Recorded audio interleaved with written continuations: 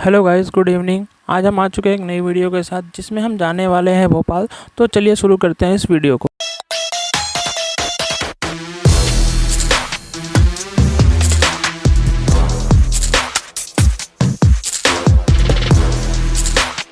मैं और मेरा बचपन का दोस्त दोनों जा रहे हैं भोपाल, क्योंकि हमें अपने अपने कॉलेजेस में कुछ काम है। तो फटाफट से हमने ट्रेन की टिकट्स बुक करी और अपने सीट पर जाके बैठ गए। और ट्रेन भी टाइम से निकल गई थी। समय बाद रात के 9 बज रहे थे, तभी मेरे दोस्त को भूख लगी। उसने मेरे बैग से कुछ चीज़ें निकाली और खाने लगा। तो उसमें मैं भी पीछे कहाँ हटने वाला था, मैंने भी कुछ चीज़ें निकाली और उसमें से खाने लगा। और तभी हम लोगों ने देखा कि सभी लोग आराम करने लगे हैं। तो ट्रेन किसी स्टेशन पर जाकर रुकी थी, तभी मेरा दोस्त जाके बाहर से चाय ले आया।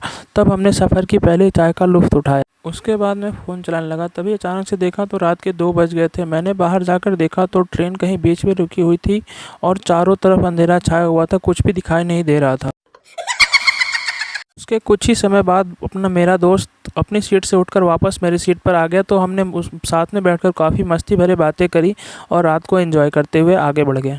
फिर उसके कुछ घंटों बाद मैं गेट पे खड़े होकर बाहर का नज़ारा एंजॉय कर रहा था। तभी मैंने नोटिस किया कि हमारी जो ट्रेन है वो अपने समय से 3 घंटे लेट चल रही थी। तभी हम सागर स्टेशन पार कर रहे थे।